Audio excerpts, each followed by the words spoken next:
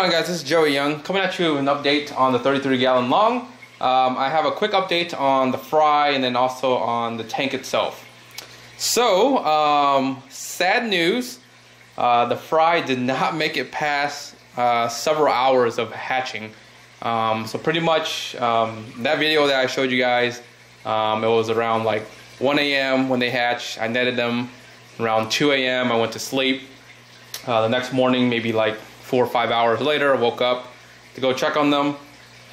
Literally all of them were gone. Like all of them were dead. You know, the shrimp was like eating its dead body through through the breeder net. So they were like, he was just picking at them one by one. So none of them made it. There was another patch on the rock, maybe like 10 fry left in there. That same night they hatched maybe like later, not around 1, it was around like 2 a.m. I wasn't awake completely to fully check on them. So the next morning or so I went to check and there was nothing. No fry that was like in the tank itself. So the first batch was not successful, but still some positive note.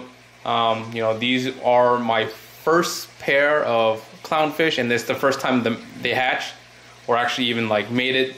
So, you know, getting all the way to wiggler stage is pretty, you know, pretty crazy for the first time. I thought they were going to eat them like on like, you know, 1 or 2 days in, but they did a pretty good job in terms of keeping, you know, the other fish away, the snails and all that stuff. It comes out at night. So I was really proud of them for that.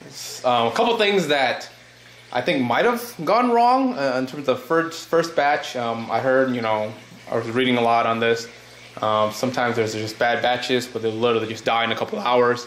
A couple of the things that maybe might have made a difference, I'm not really sure. But the water temperature was around like 76, 77. They were saying that you should keep it closer to 80. I don't think that's, you know, going to be a necessary factor for that. I think all that does is going to basically help speed up the metabolism of the fry to help them grow faster. But I mean, they didn't even make it past like a couple hours. The one thing I did this time was I kept them in the dark. So, you know, once I netted the fry, I put them in the little breeder net. I turned off the lights. You know, some people said, you know, leave the lights on. Some people said left it off. So this time I left it off. Not sure if, you know, that played into a role. Also, the rotifers, I wasn't going to add them until like the morning, you know, to make sure, you know, all of them are good. You know, they've used up most of their, you know, yolk sac. I didn't add any this time. You know, some people actually directly start adding that. I was reading that, you know, the first 12 hours or so, they don't really need that.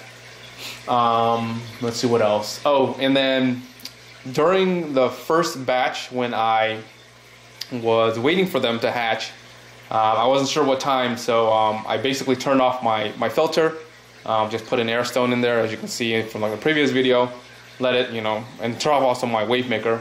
So the only thing that was really aerating the tank was that air stone.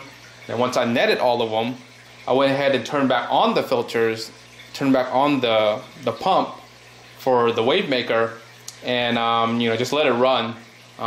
I did notice, you know, because the filter kind of sat for a couple hours not really running and, you know, shot out some debris. It's kind of normal, right?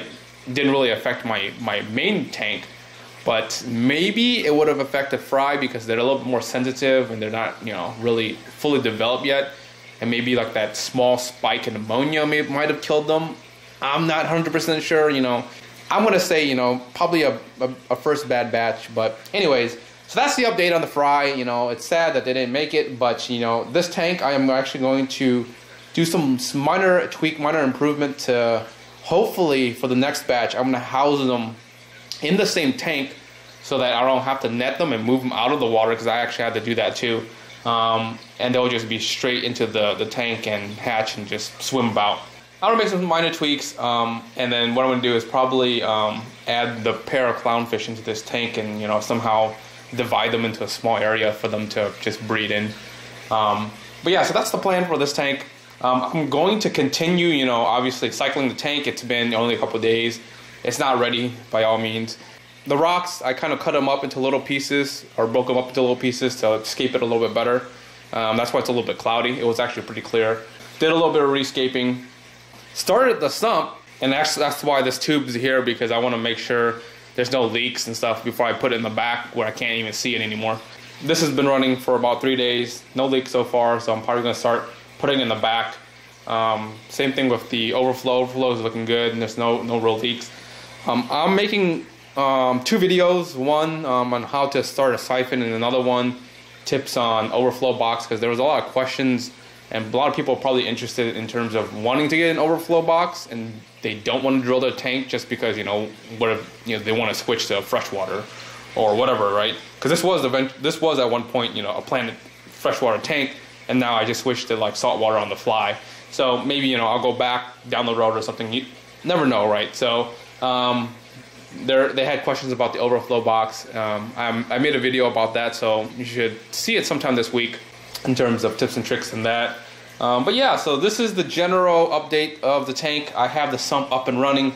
You know, cycling should probably take, you know, a couple more weeks here before I actually add snails. The one thing I did add in the tank, other than the rocks and the sand, was some cocopods. I had an extra bag on order that was way too much for the other tank, because I normally stock the other tank for the Mandarin.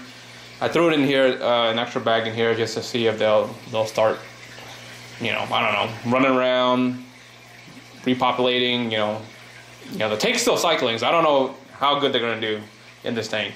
If they die, awesome, because, you know, they'll just release ammonia for the tank to cycle even more.